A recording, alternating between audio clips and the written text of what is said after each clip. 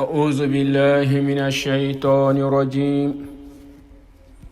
بسم الله الرحمن الرحيم. الحمد لله الذي أكمل لنا الدين وأتم علينا نعمة ورضي لنا الإسلام دينا، والصلاة والسلام على عبده ورسوله داعي إلى طاعة ربه المحذر عن الغلو والبدعة والمعاصي، صلى الله على آله وعلى آله وأصحابه ومن سار على نهجه واتبع هداه إلى يوم الدين. أما بعد، أيها جماعة المسلمين والمسلمات والمستمعين الكرام، أحييكم بالتحية الإسلامية وهي أعلى: السلام عليكم ورحمة الله وبركاته.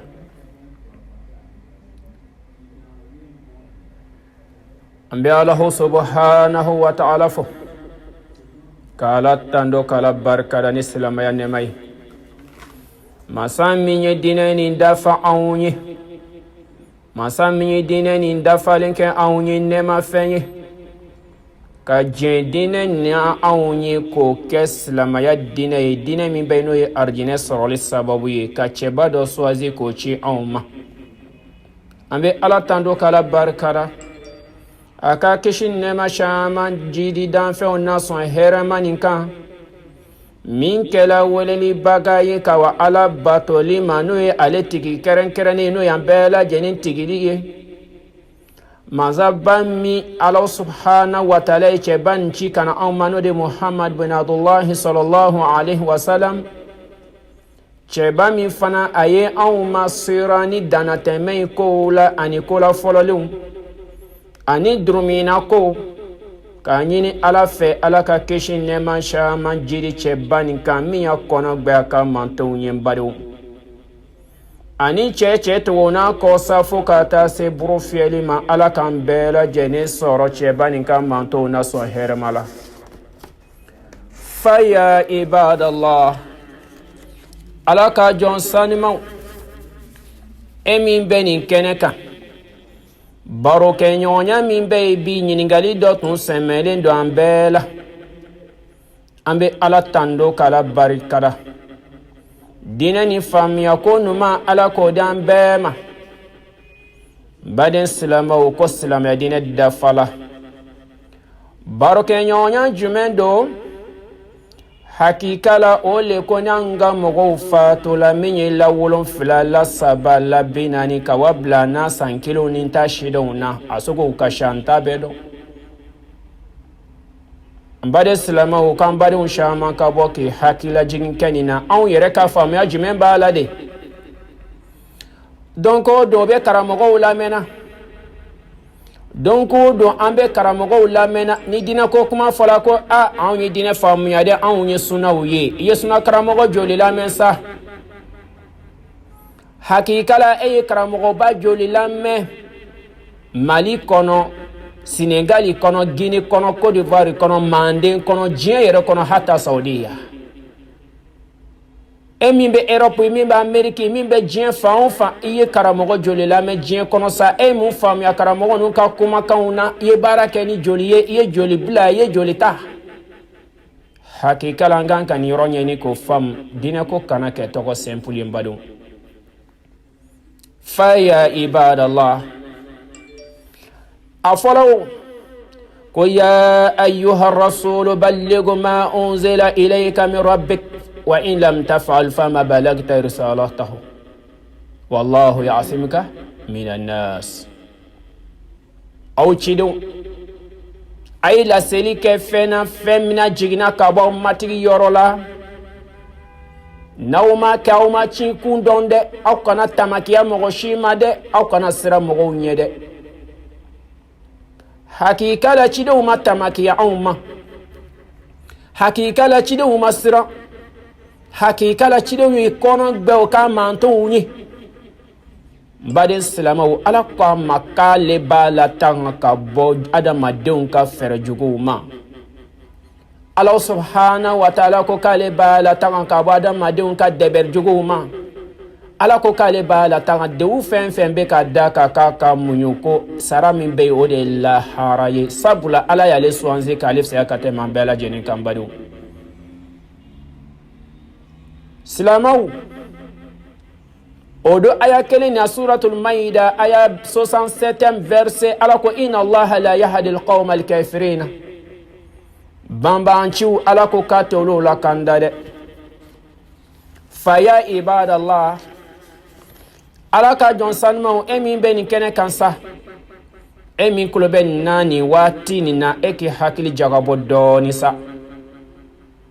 ni wala da kelen ninjila ni kenen kan na shala tete me kalo flaka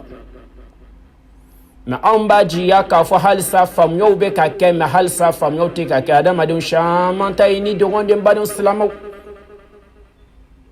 ambe ala nintando ما سمكم قرآن كنا تبارك الذي نزل الفرقان على عبده ليكون للعالمين نظيرا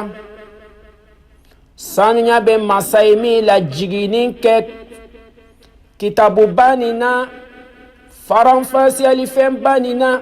من بين تشيني فيا فرفرا كبونيونا كتشين دان كن ما يسلمو يمبادن سلامو كاكيلا فنا كغالون دان كن ما يا اويه niye chiye niye vie an kan chesire ka shwa kere tando beni masabani kun sanya be masabai mi la jigini ke franfasiali fena minye chieni galon dan kene ma ko flow da bela jeni da kene ka anwi ayo ke joni ala abdihi aka jon olu ka chide joni kala sababu kana di ole aka chide swansi lon aimu swansi aunchela ko ke dan fenye masirani fenye no de qur'ana bani mbade salamaw wala dani kuma kunguruni wa illa amma ko be fendo la kanyefi nanga mogo sala ko la saba nanga mogo sala ko la wolon flala binani islamaw hakikala ambaji ya ka fo ko tawrodo le bedine nina alakira sallallahu alayhi wa sallam aden wolon fla ayeden woro sudon aya muso do ambado sudon baden islamaw den wolon fla na woro bela geni sudon ambawu do sala bolon baden islamaw o fola ya amba khadija yi islamaw temenen kofe sahabaw shama fagala jihadi wula islamaw shama yere fagala kasoro sala kasoro mi yere te jihadi fana ala do chebani ke awonye exemplaire no manye ni ala do yo ke awonye exemplaire no manyo ko dina ni dafala ya kono ga ka mantonye ala do kan ramada kai ka kana tamaki ya kuma ni naseli lambadin islamaw Hamza Fatullah Uhudu kelela meye kira ni degu kosebe ala kira ka sahaba mogo biwulun fran ko bela jeni fala Uhudu kele do nama fila jatiwla badin islamaw e ka qur'ana ko damine foka wabla labana de aya kelen jumene bayina auna ka fo kanga lawulun fla kanga la sabakel la binani ke wala nga sankelen ke dem badin islamaw wallahi te qur'ana kono faya ibadallah nado te qur'ana kono tan siwa ante kosi kana doni sabla aya do bena lubena wala fen jumena hakika la kiraka hadisau bina ulu wala nyi nando kitabu ta gafu ta kolu mafle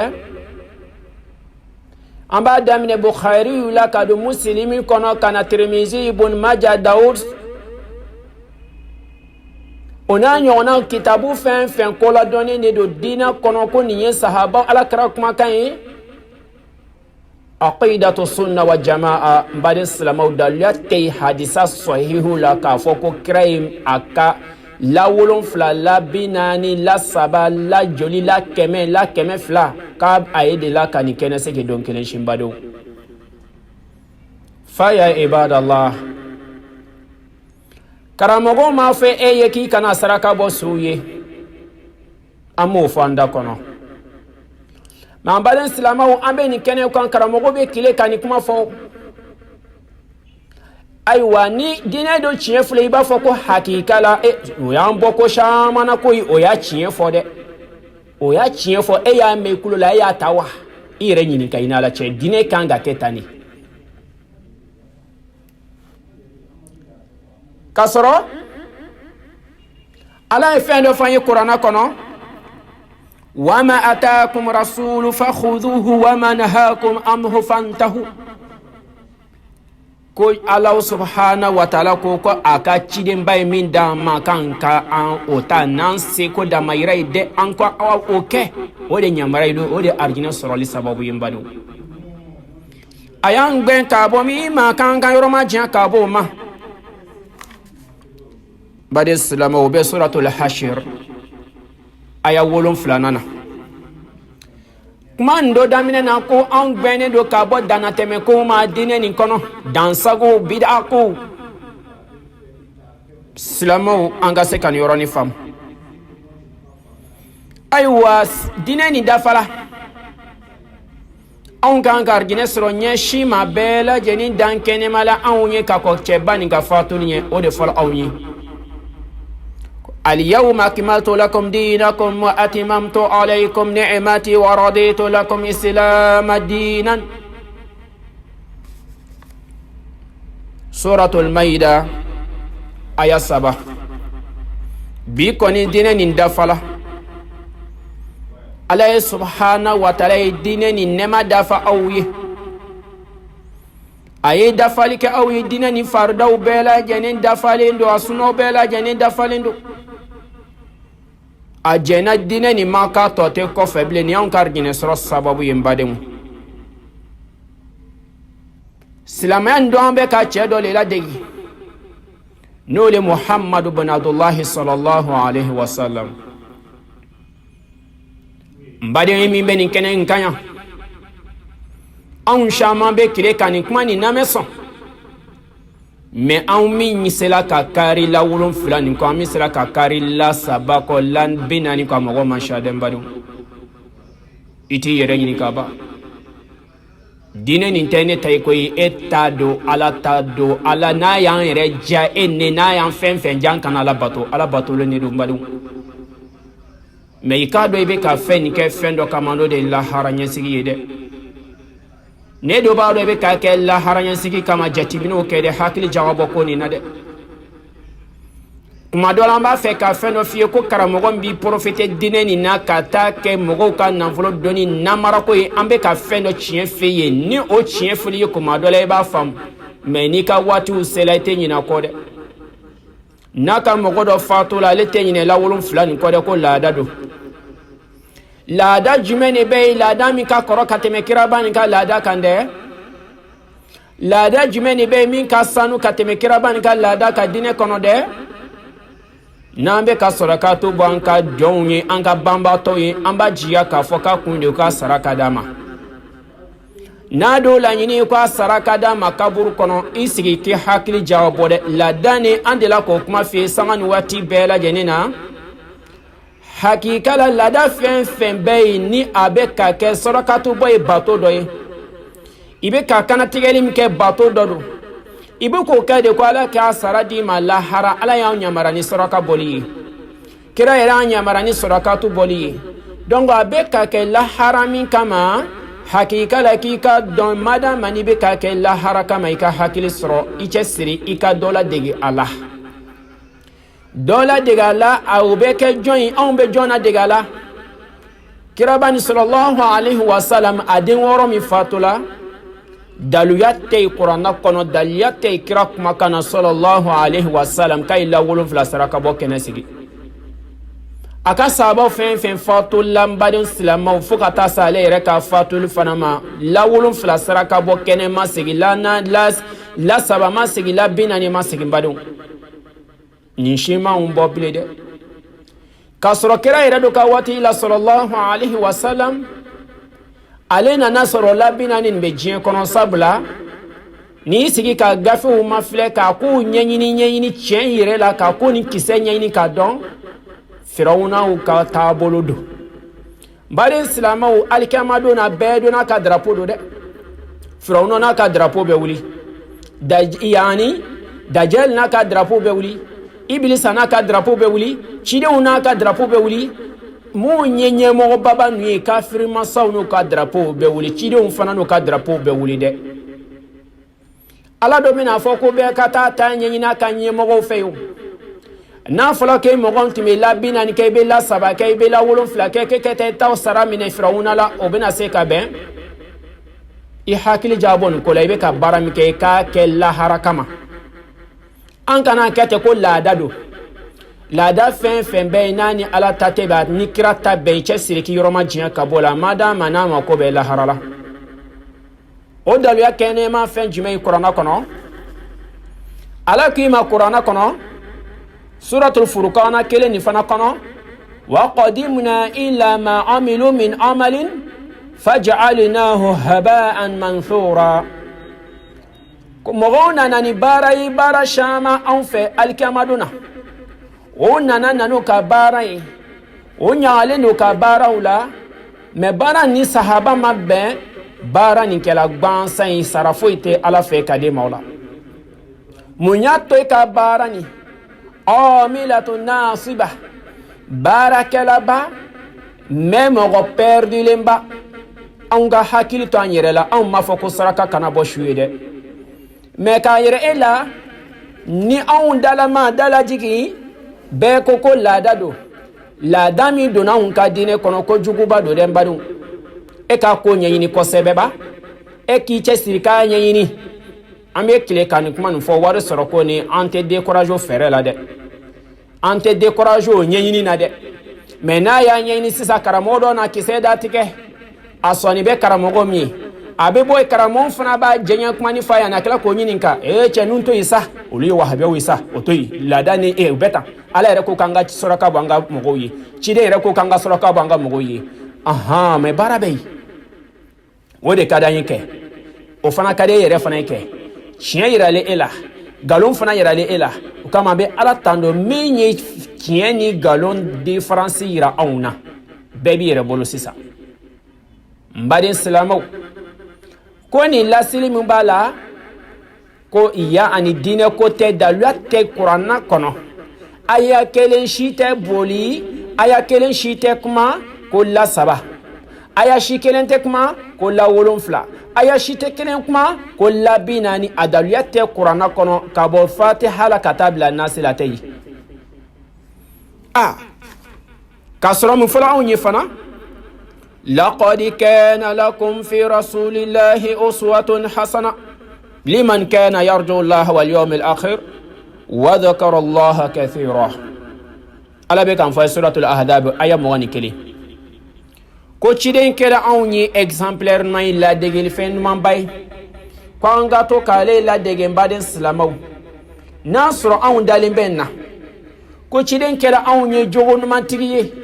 la degil fɛ ale de bɛ anw bɔ wasaya ye n'i ma ko bɛ arijinɛ sɔrɔli la i ma ko bɛ sahaba la i ma ko bɛ baara ɲuman na i bɛna min sara sɔrɔ lahara don na ko ciden kɛra anw ye wasa fɛn ye dɛ an ko bi k'o tɛ dɛ ko nin lasili Firawuna ye a dɔ fɔla anw ye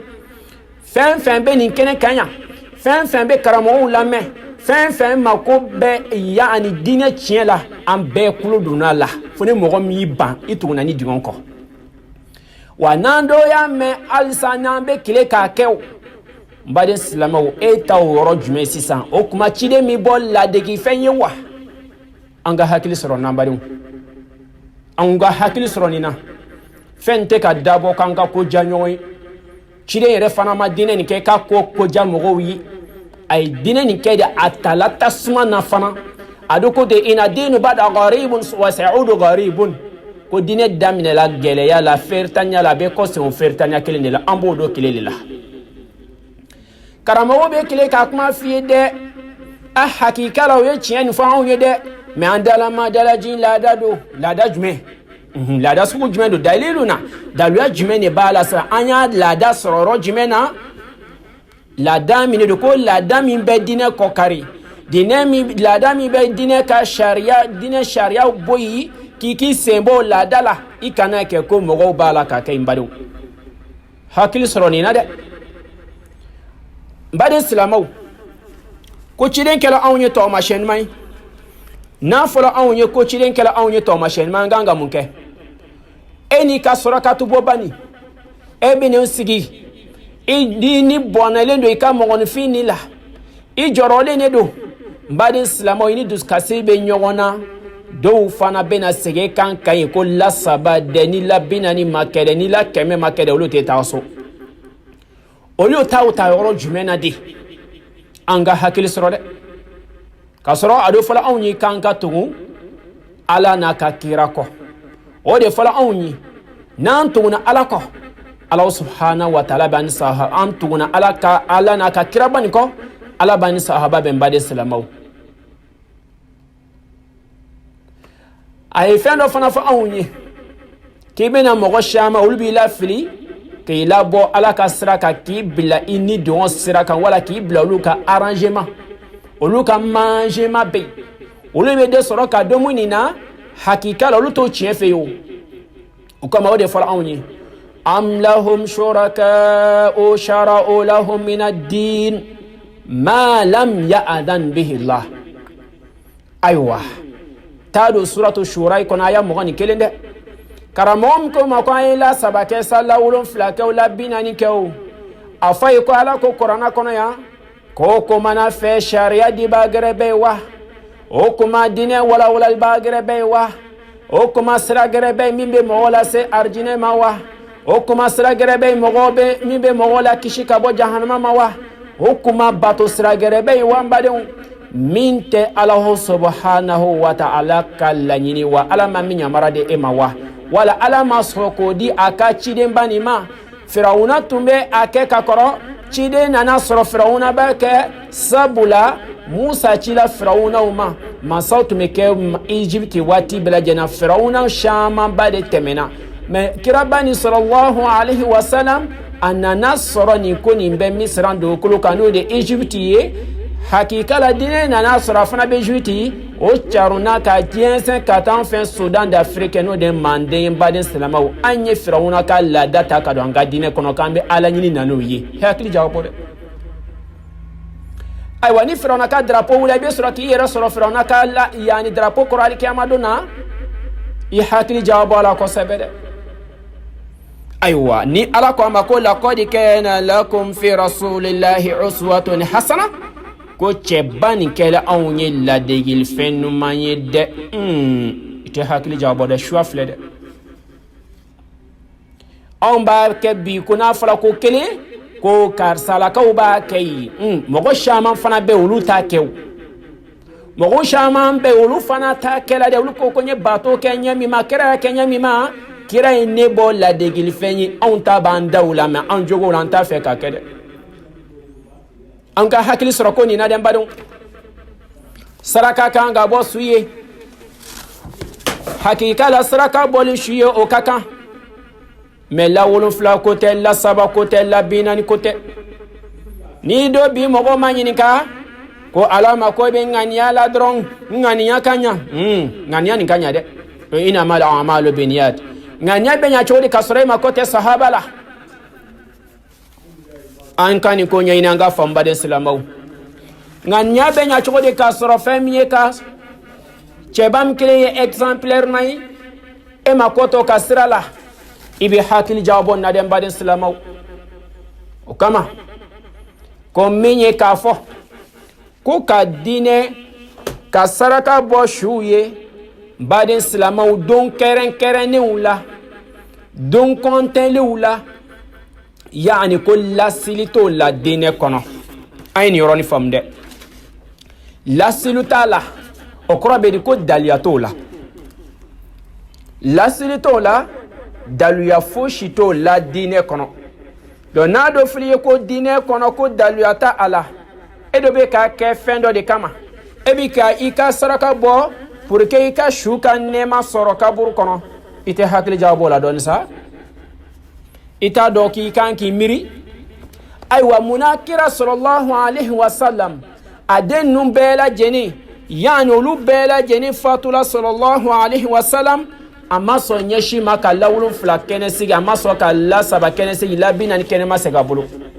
kiraba nin yɛrɛ fana sallallahu alaihi wasallam o y'a sɔrɔ anbiya ani fatimatu zahara kira yɛrɛ farikolo yɔrɔ dɔ min bɛɛ tun bɛ balola bilen n'o y'a denmuso kelen baden silamɛw ani an ba aishatu nu ka fara muminatu caman ba kan ka fara yan abubakar sidiki umar bin khattab ali bin abi talib usman bin affan nu bɛɛ lajɛlen tun bɛ balola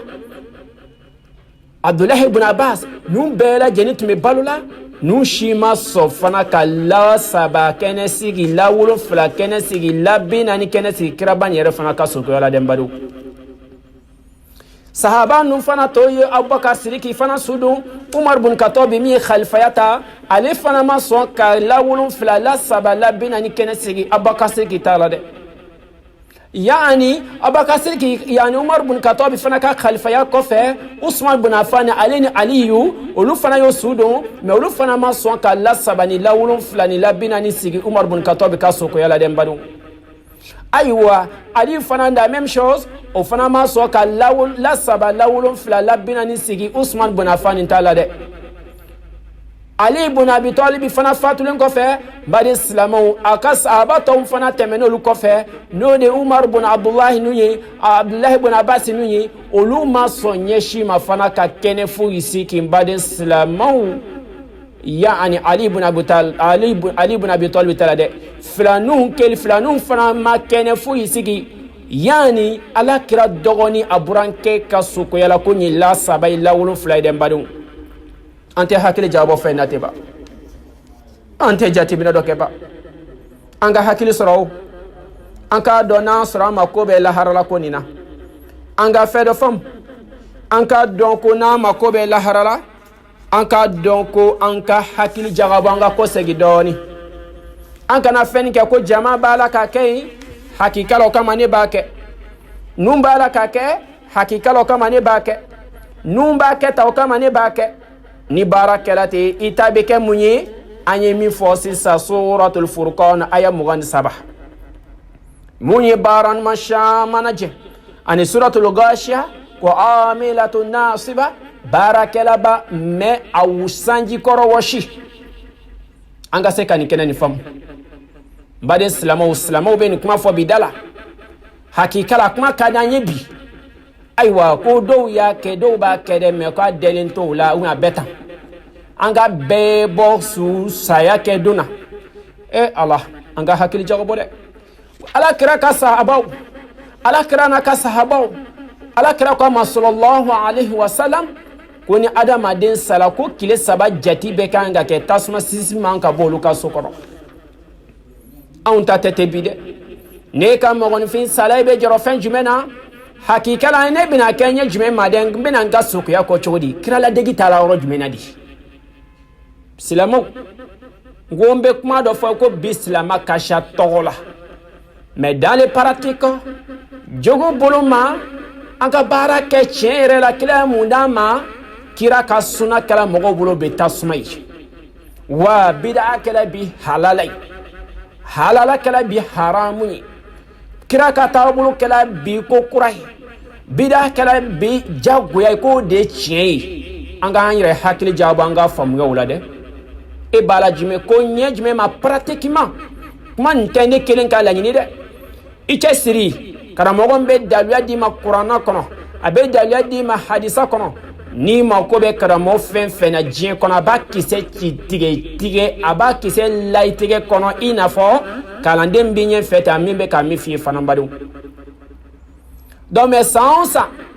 n'anw ta sela ni min ka mɔgɔ fatula o hakili tɛ jigin dɔ kɛra dɛ ko f'an ka saraka bɔ kɛ fɔlɔ wa kira n'a ka sahabaw ni mɔgɔninfin tun sala olu tun bɛ tile 3 kɛ ko tasuma kira kumakan na sallallahu alaihi wasallam ko dusukasi bɛ karisalakaw kan dusukasi b'olu kan ni degu b'olu kan ko a kana to ɲɛsi ma olu n'o ka dusukasi bɛ ɲɔgɔn na ko tasuma sisi kana bɔ yen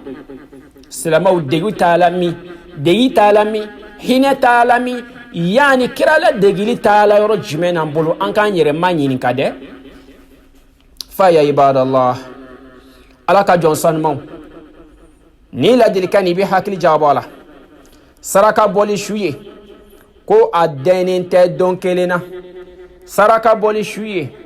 ko a dɛnnen tɛ waati kɛrɛn na saraka bɔli su ye ko k'a fɔ ko an ka kɛ nin waati sinama na don kɔntɛntaw la ko o tɛ daluya ye ko o bida ye aqidatu sunna wa jama karamɔgɔ fɛn fɛn b'a ka diinɛ dɔn ko n bɛ tun kira nin ka yamaruya kɔ a si t'a fɔ ko an ka la saba la wolonfila la bi naani kɛnɛ sigi n'a ko k'a b'a kɛnɛ sigi i k'a dɔn ko o ye ni dogon sila ye karamɔgɔ fililen don wa i la a bɛ k'i profite nafolo dɔ kama sabula nafolo kɛlen bɛ ka adamaden caman na fili binbadenw wa daluya b'a bolo yɔrɔ jumɛn na a bɛna fɛ ko daluya tɛ ye dɛ k'a sɔrɔ ala k'u ma wa in tuti akithara man fil ardi yudilluka an sabilillah i b'i yɛrɛ cogo dɔn dɛ k'i bɛna tun mɔgɔ caman nɔfɛ mun bɛ n'i lafili dugukolo nin kan k'i lafili k'i bɔ ala ka sira tilennen kan baden silamɛw wa ni anw ko le ko karamɔgɔ b'a la ka kɛ karamɔgɔ dɔw b'a la daga ye k'a bɛ fɔ ko laada don karamɔgɔkɛ ma ɲininka dɛ laada sugu jumɛn don karamɔgɔkɛ nin kira ye yamaruya d'an ma na wa baden silamɛw ni karamɔgɔ min kalalen siran na f'i ye ko nɔ ko daluya t'o la ko kira ma kɛ dɛ wa munna kuranna yɛrɛ bɛɛ lajɛlen k'i cɛsiri n'a y'a sɔrɔ i bɛ karamɔgɔ min na mɛ a ɲuman na n'a y'a sɔrɔ e yɛrɛ bɛ se ka kuranna kalan kan min na a daminɛ kuranna daminɛ fo ka waa bila a laban na ni verset kelen bɛ kuma la saba ni la wolonfila ni la bi naani kan wallahi a tɛ yen an to mako bɛ mun na an bɛ ka baara nin kɛ k'an ka nin yɔrɔ sɔrɔ laharadon na n'an ye nin faamu an kɛ hakili jagabɔ ko nin ye firawuna mɔgɔw ka ko ye ko saraka bɔli jusu ye o dɛnnen tɛ don kelen na n baden silamɛw i cɛsiri longo don ma bɛn i ma n'i ye se sɔrɔ waati waati i kɛ hakili to a la i ka dɔ bɔ i ka su o de nafa ka bon ka tɛmɛ la saba ni la wolonfila ni la bi naani kan wa kuma dɔ b'a la a caman bilama dɛnnen bɛ mun na yɛrɛ yira wa ni baarakɛla ye yɛrɛ yira ka ban a bɛ taa kɛ mun ye haba'an manthura sabula ani sahaba ma bɛn ni baara kɛla ka ban a ma bɛn ni kira ta ye sallallahu alaihi wasallam sara tɛ di ala fɛ yen ka di e ma o la k'a sabu kɛ mun ye sabula ani sahaba ma bɛn n baden silamɛw ni kira ka sahabaw olu tun bɛ tile saba kɛ a n'a ka sahabaw tun bɛ tile saba bɛɛ kɛ n baden silamɛw olu tun tɛ sɔn banbatɔ ka so kɔnɔ ko daga ka sigi e min b'i ka minɛnw bɛɛ cɛ ka taga ye e k'i hakili jagabɔ dɛ e k'i hakili jagabɔ dɛ ko sabula karisa n'a ka dusukasi bɛ ɲɔgɔn na karisa n'a ka degun bɛ ɲɔgɔn na anw ko k'o t'a la bilen dɛ n bɛ taa n kɔnɔbara fa ye jɔnw y'a kolokolobaga ye n delila ka nin kuma fɔ kɛnɛ kelen nin kan a ma mɛn dɛ ko depuis saya waati karamɔgɔ b'a kuma karamɔgɔw dɔw yɛrɛ bɛ olu kɔni bɛ yaala la n'u ni ɲɔgɔn cɛ dɔrɔn ko karisalakaw a ye taa yan bɛɛ karisa ka tile 40 ye bi malimatu karisa usazu karisa n'an ye yan dɛ 10,000 bɛ sɔrɔ ka d'a ma 10,000 bɛ sɔrɔ ka d'a ma 30,000 bɛ sɔrɔ ka d'a ma n'o bɛ sɔrɔ ka ban ale bɛ taa kɛ a mako bɛ laharako don wa wala laharako tɛ ale mako t'o la bilen wa karamɔgɔ bɛ ka taa wajulu kɛ ye ale b'a dɔn a bɛna dɔ sɔrɔ ka don mu e hakila ko sarako b'o la e hakila ko ni sahaba bɛn wa sabula baara ni ma sigi sahaba ma ani kira taama bɛn ani ala taama bɛn ala ka yamaruya tɛ kira ka yamaruya tɛ kira kɛla anw ye exemplaire ɲuman ye n'a den n'o ma bɛn ka ban est-ce sara bɛ di ma la wa an ka hakili jabɔ ko nin na ala kiraw de fɔ an ye sallallahu alaihi wasallam idha mata abdun inqata amaluhu illa bi thalathin ko ni adamaden sala i ka koɲɛ bɛɛ bana fɔna bɔla koɲɛ saba lɔnnikɛbaga mɔgɔ min bɛ yen yani al-ilm yantafa bih mɔgɔ min kɛla lɔnnikɛbaga ni adamadenw bɛ nafa sɔrɔ la badenw an ye hakili to nin na dɛ mɔgɔ min kɛla lɔnnikɛbaga ni adamadenw bɛ nafa sɔrɔ la ayiwa an tɛ jateminɛw k'a la an ka diinɛ ko lɔnniya bɛ cogo di an ka diinɛ faamuya bɛ cogo di mɔgɔ joli bɛ nin kɛnɛ kan mɔgɔ joli bɛ nin kɛnɛ kan ka da a ka kɛ mɔlimatuba ye an bɛ nege a la an daw la a bɛ jigin an kɔnɔ waati dɔw la mais n'a baara sela an pɛrɛnnen tɛ dɛ a fɔli ka nɔgɔ an ma wa i la dans les pratiques a kuma ka ca dɛ ayiwa ko n'adamaden sala k'i ka koɲɛ bɛɛ banna fo n'a bɔra koɲɛ 3 koɲɛ fɔlɔfɔlɔ lɔnnikɛbaga mɔgɔ min bɛ n'a ye lɔnniya nin kɛrɛnkɛrɛn ala jatigɛ kama mɔgɔ ye nafa sɔrɔ la koɲɛ 2nan waladun salih yad'u lahu usamaini ka fiqhul ibadati kono abo de kuma fanyo ko muna ko ala kirama fa sallallahu alaihi wasallam yakra'u lahu iya yesisa saraka bo bese abe fo kan qur'ana kala nyu fu yesisa ma me kene kilin kande ko mo gombe ka qur'ana kala sara de kama ko abe ka qur'ana kala saram kama be keta sababi ala yare be ta ale jangata jahannama kono shini karamo ke de ko ni de abe ta jangata sura al kiyamaduna sabla be kana ala ka qur'ana ni fere ka taw kala mo ka sabondala mo ka sara kama mo ka nafulu kama abe yin ke be ka nafulu ni kala ko nema la se shuma o nema se kala se shuma muna parce que ani sahaba mabe anema te shusro muna sabla krame blala ala me blala ibe hakil to labani kadam kama ala kama am lahum shuraka'u shara'u lahum min ad-din ma lam ya'dhan bihi Allah ni ala do ma nyamara dama ala mo nyamara dama fiu kira do mo nyamara dama on be fam ya jume surala donc mu biga ta qur'ana tereme kan ka keni la halakono on ka se kan surala hakil surako ni nade aywa ko denima demi be do ke amasai mais demi be do ke amasai esege la sabako fulawa esege la wolon fula ko kuma fulawa esege la binan ko kuma fulawa mbadi silama la billah sabani la wolon fula ko kuma ma fo la binan ko kuma ma fo dongo do denima na hakili jigna masala wati ate seli farda lolu bela jeni kefiu fa ka fo ala yafani maika yafani masaflama ala yafani maika yafani masaflama ika hine wula ina fot me hine ni fitna mala chumna no de do sanman bani ala kira sallallahu alaihi wasallam akama rabbi ighfirli wali walidayya warhamhuma kama rabbayani sagira ebe ka jonina orkeni nafaka bon miye mishi joli mine kana kantike to nyini kama ko ka nemala se shuma kana jonina de kuika do ke denman be do ke amasai anteni ko nyini bambalon aywa ko nya sabana ko yani sadaqatul jariyah ko sadaqatul jariyah munyi John Sela ka Filibi ka don akumbe shini ifraji joli sen ka di adama ma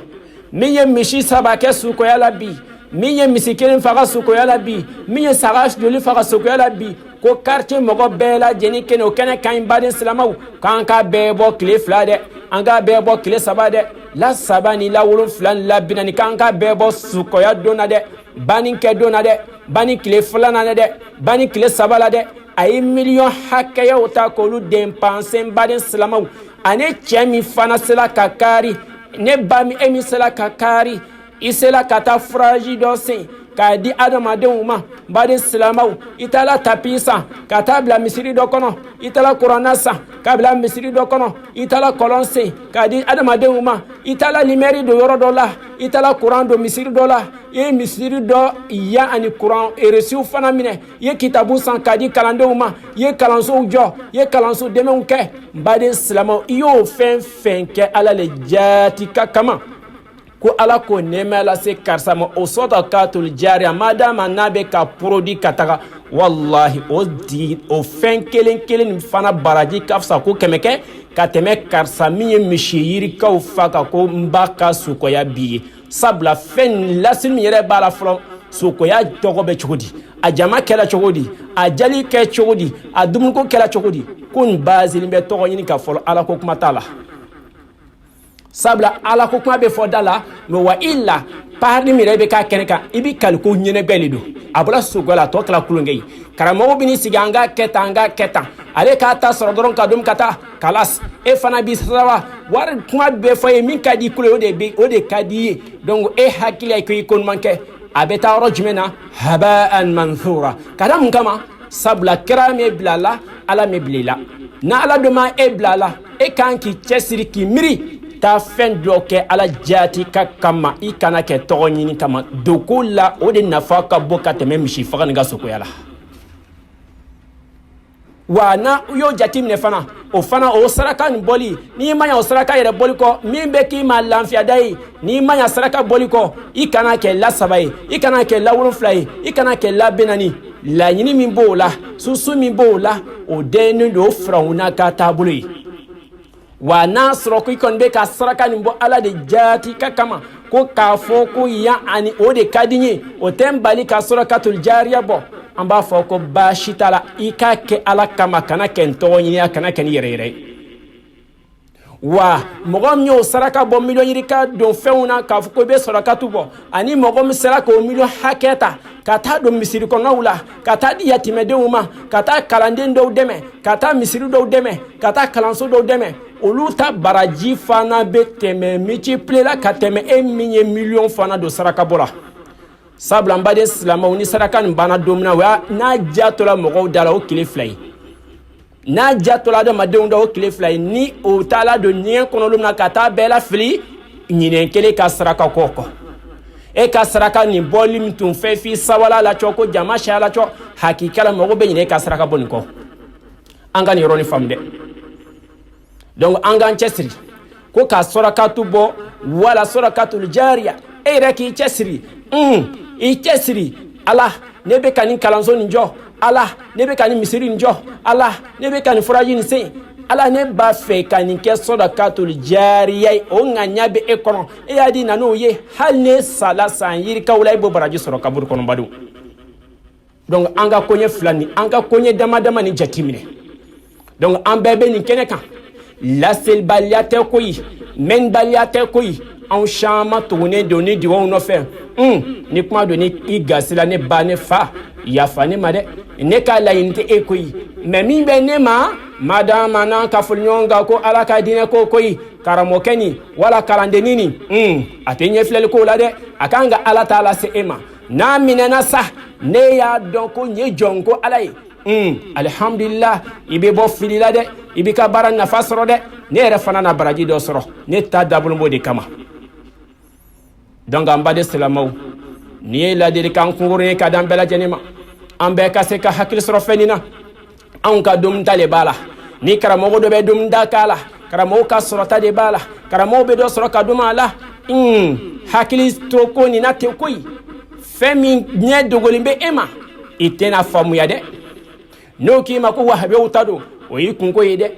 nasro ko kira ka sunade wahabi akoyi aywa iba soro chidengera le be ebulu wala chidengera na ko karamo kani mbulu wala chidengera na ko malmatu sinama bulu mini kiraba ni tekilini sallallahu alaihi wasallam ka soro kira do masrani ke ko an kan yere chogo don dana teme ko la ani bida ko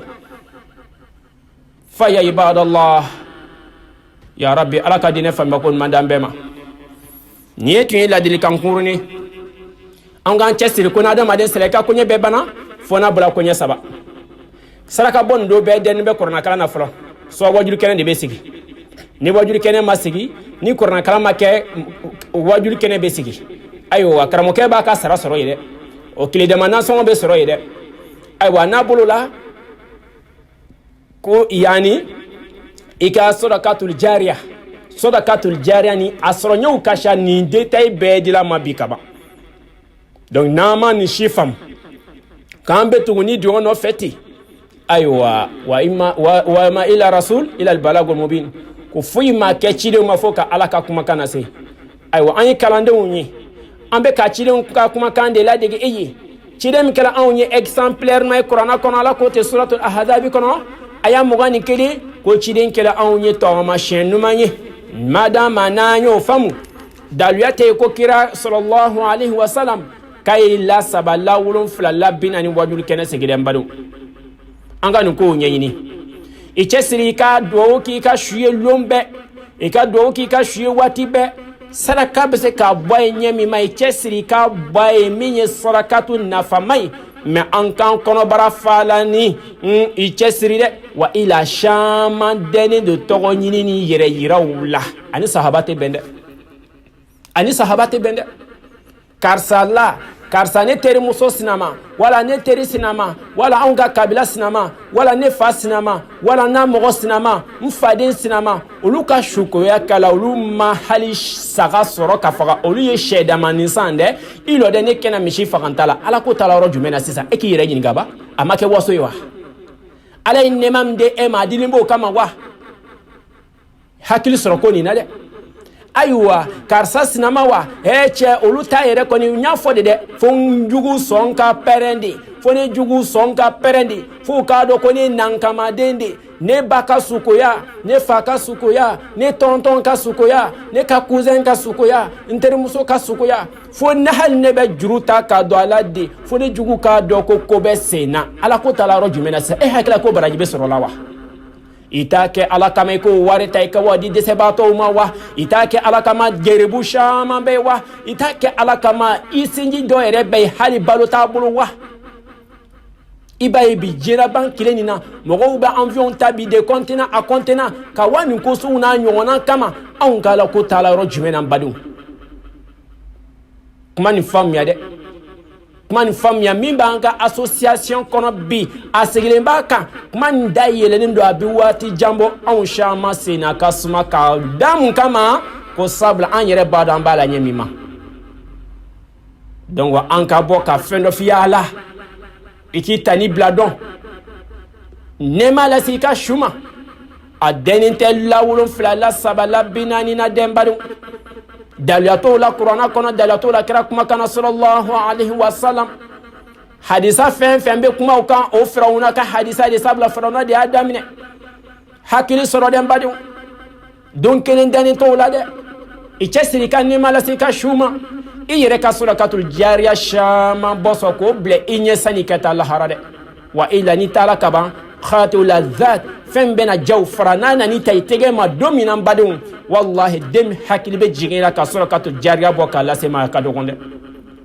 furucɛ bɛrɛbɛrɛ min hakili bɛna jigin la ka surakatul jariya dɔ lase ma ka dɔgɔn dɛ hakili to yɛrɛ la sɔn sani waati dɔ ka se hakili to yɛrɛ la sɔn an ka fɛn nin kɛrɛnkɛrɛn ala jatika kama an kana dinɛ ko nin kɛ mɔgɔ koyi an kana dinɛ ko nin kɛ adamaden koyi an kana dinɛ ko nin kɛ laada koyi laada min ala ta tɛ bɛn badenw k'an k'an yɔrɔma diɲɛ ka bɔ o ma sabula ciden si tɛ min nana tugun laadaw ko laada fɛn fɛn bɛ ala sɔsɔ sira kan bida ye ala sɔsɔ ye a b'a ɲɛnɛ k'ale bɛ ɲumanya la hakika la k'olu ka baaraw bɛ kɛ haba an mansura baara bɛ kɛ fu ye fɔɲɔba cilen ye poussière ta ya ani bugurumu gbɛman ta k'o jɛnsɛn fɔɲɔba la o bɛ se ka jɔ wa hali a tɛ dugumala sɔrɔ donc n baden silamɛw ni ye ladilikan kɛrɛnkɛrɛn ka den ma koɲɛ nin kan n y'a siɲɛ dama ye an bɛ k'a d'i ma sabula an mako bɛ min na wajulu tɛ ko a kɛla a jala ye a laɲini fɛn min ye a mɛnna an ye baara kɛ nana ye dinɛ o le wa ni nin donna mɔgɔ min gasi la fana a bɛna fɔ ko karisa o kuma a bɛ ne kalama wa e kelen tɛ o e ɲɔgɔnna caman de ko don a t'i dɔn dɛ koma dɔ la yɛrɛ nin tɛ an tɛ ɲɔgɔn kalama yɛrɛ wa min b'a ma ala ye fitinin min kalifa cɛ nin na a kan k'a lase ma n'a b'an donn'u na an ka tobi ka taa ala ma il ne fait pas tard ala ka tobi ko ɲuman nɔgɔya an bɛɛ lajɛlen ni a y'a sɔrɔ an dɔ b'a la ko mɔgɔ b'a la ka kɛ ye ko anw ta ye wahabiya ko ye wa ma ila rasulillah balagul mubin foyi tɛ cidenw ma baden silamɛ fo ka kuma kana se wa e kɔni t'a kalama o daliluya t'e bolo bilen e t'a kalama ayiwa ɲɛfɔyɔrɔ gɛrɛ na sɔrɔ e bolo lahara don na wa i la kumakan kɔni laseli ma ala ka diinɛ faamuya ko ɲuman di an bɛɛ lajɛlen ma ala ka hinana k'an sabati diinɛ tiɲɛ sira kan an ka banbatɔ kɔrɔmana kɔrɔmanw ala ka hinɛw bɛɛ lajɛlen na bida ɲɔɲalen do bi ka tɛmɛ kira ka sunna kan ayiwa n'an don mako bɛ lahara la ko kira banikɛla anw ye tɔmasiyɛnima ye an ka tugu a kɔ kira kanu kana ke dai dongiri ntedem badun ke walido la walido baralido hakika la ni fam ika kira kanu ateke dabarai ika kira kanu teke ko bala ka kay ibe dota ka dotoi bal ateketi kan ke kira kanu bagay ka to aka sraw ko ala ko no yambela jeni ala kan ga dinani fam ya kon mandama wa ila sarab te bid'ala aslu te femina ko barajitala mon findo be baran man beke la harakama ala ka ya fam bela jenima ربنا لا تؤاخذنا إن نسينا أو أخطأنا ربنا ولا تحمل علينا إثرا كما حملت الذين من قبلنا